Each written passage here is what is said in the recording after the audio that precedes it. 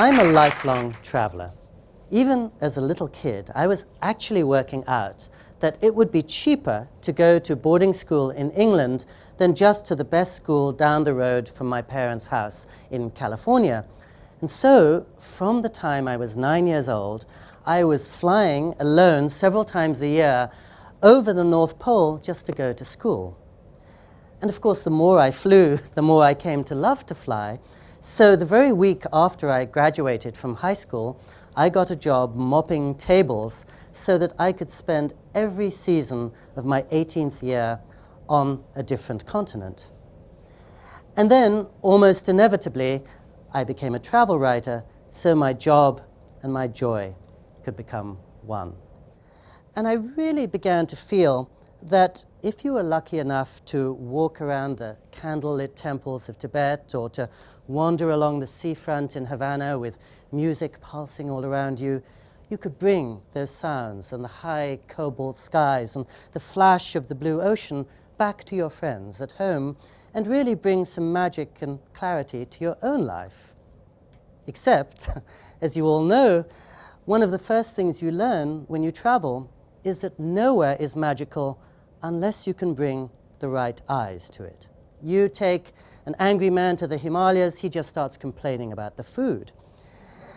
And I found that the best way that I could develop more attentive and more appreciative eyes was, oddly, by going nowhere, just by sitting still. And of course, sitting still is how many of us get what we most crave and need in our accelerated lives, a break.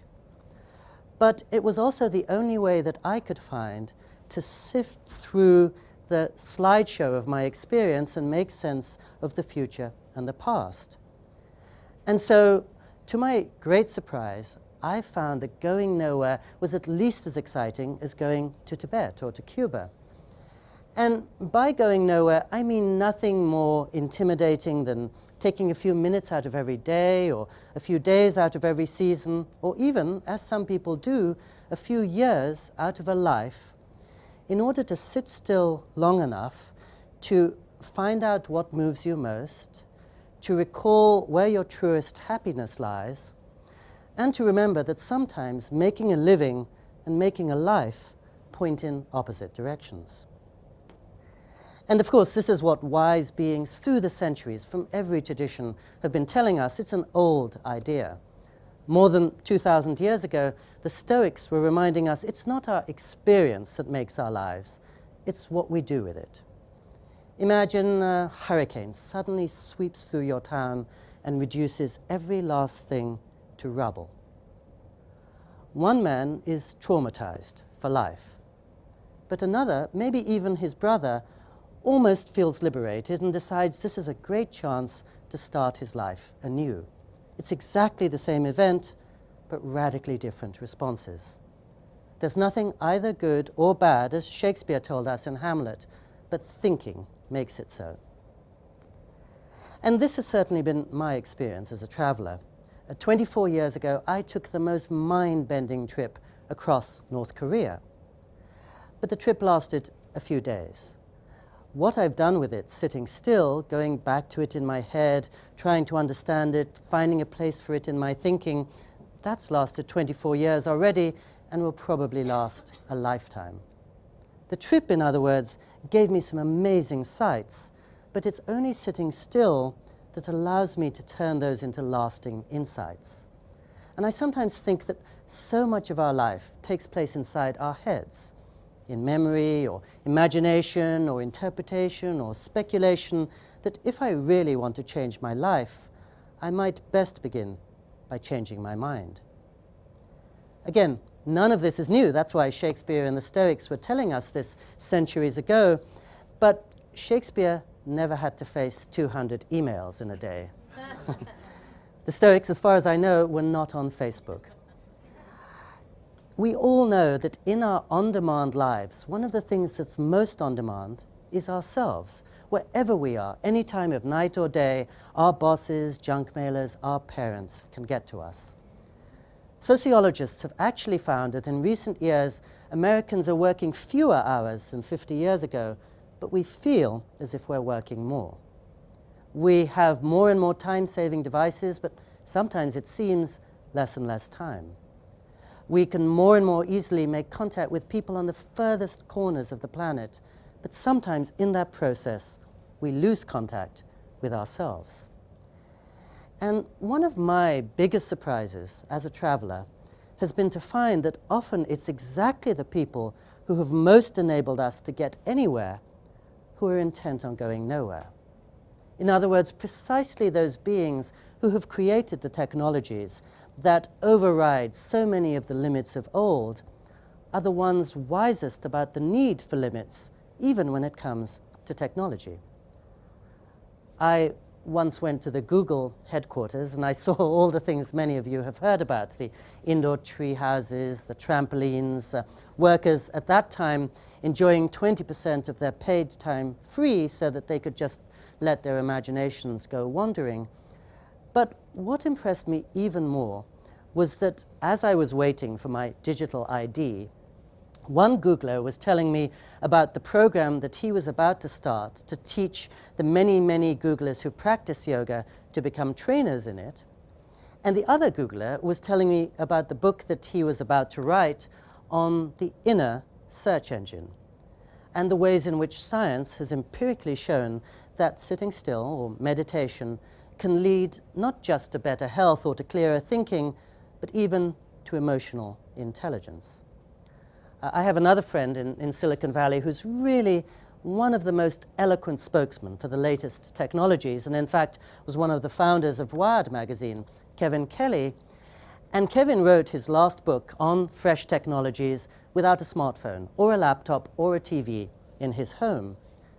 And like many in Silicon Valley, he tries really hard to observe what they call an internet Sabbath, whereby for 24 or 48 hours every week, they go completely offline in order to gather the sense of direction and proportion they'll need when they go online again. The one thing perhaps that technology hasn't always given us is a sense of how to make the wisest use of technology. And when you speak of the Sabbath, look at the Ten Commandments. There's only one word there for which the adjective holy is used. That's the Sabbath. Pick up the Jewish holy book of the Torah. Its longest chapter, it's on the Sabbath. And we all know that it's really one of our greatest luxuries, the empty space. In many a piece of music, it's the pause or the rest that gives the piece its beauty and its shape.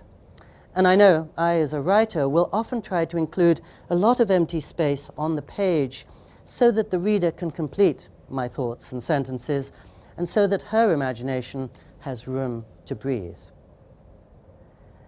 Now, in the physical domain, of course, many people, if they have the resources, will try to get a place in the country, a second home.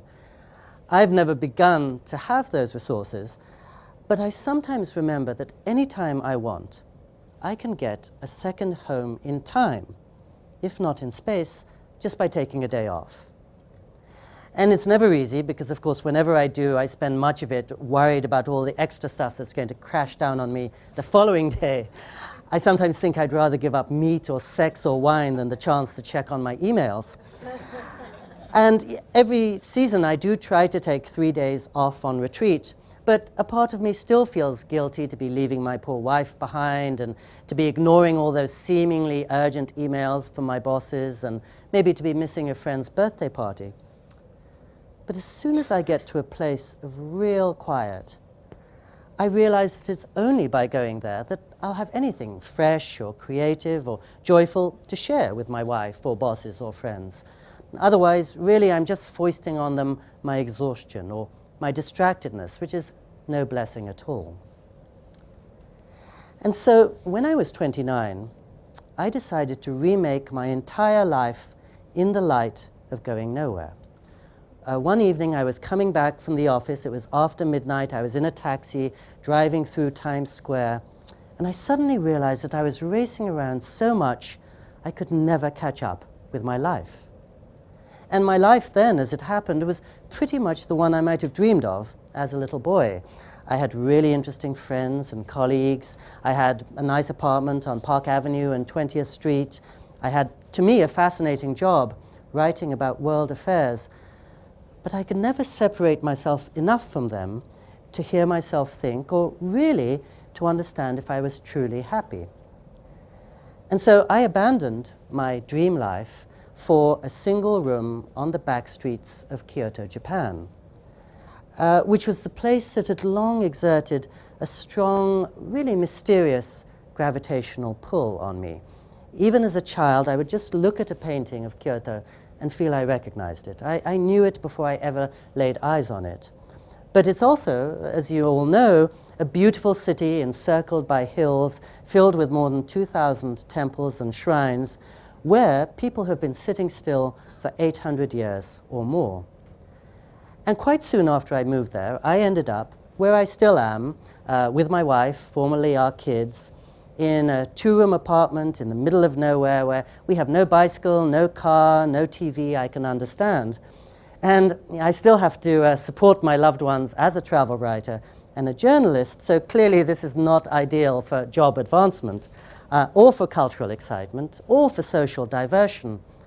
But I realized that it gives me what I prize most, which is days and hours. I have never once had to use a cell phone there. I almost never have to look at the time. And every morning when I wake up, really the day stretches in front of me like an open meadow. And when life throws up one of its nasty surprises, as it will more than once, when a doctor comes into my room wearing a grave expression, or a car suddenly veers in front of mine on the freeway, I know in my bones that it's the time I've spent going nowhere that is going to sustain me much more than all the time I've spent racing around to Bhutan or Easter Island. I'll always be a traveler. My livelihood depends on it. But one of the beauties of travel is that it allows you to bring stillness into the motion and the commotion of the world. I once got on a plane in Frankfurt, Germany, and a young German woman came down and sat next to me and engaged me in very friendly conversation for about 30 minutes. And then she just turned around and sat still for 12 hours. She didn't once turn on her video monitor. She never pulled out a book. She didn't even go to sleep. She just sat still. And something of her clarity and calm really imparted itself to me. I've noticed more and more people taking conscious measures these days to try to open up a space inside their lives. Some people go to black hole resorts where they'll spend hundreds of dollars a night in order to hand over their cell phone and their laptop to the front desk on arrival. Some people I know, just before they go to sleep, instead of scrolling through their messages or checking out YouTube, just turn out the lights and listen to some music, and notice that they sleep much better and wake up much refreshed. I was once fortunate enough to drive into the high, dark mountains behind Los Angeles, where the great poet and singer and international heartthrob Leonard Cohen was living and working for many years as a full-time monk in the Mount Baldy Zen Center.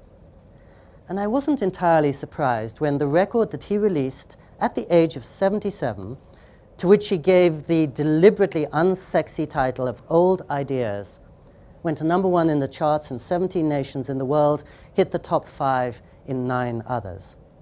Something in us, I think, is crying out for the sense of intimacy and depth that we get from people like that who take the time and trouble to sit still. And I think many of us have the sensation, I certainly do, that we're standing about 2 inches away from a huge screen. And it's noisy and it's crowded and it's changing with every second, and that screen is our lives. And it's only by stepping back and then further back and holding still that we can begin to see what the canvas means and to catch the larger picture. And a few people do that for us by going nowhere. So in an age of acceleration, nothing can be more exhilarating than going slow. And in an age of distraction, nothing is so luxurious as paying attention. And in an age of constant movement, nothing is so urgent as sitting still. So you can go on your next vacation to Paris or Hawaii or New Orleans. I bet you will have a wonderful time. But if you want to come back home alive and full of fresh hope, in love with the world, I think you might want to try considering going nowhere. Thank you.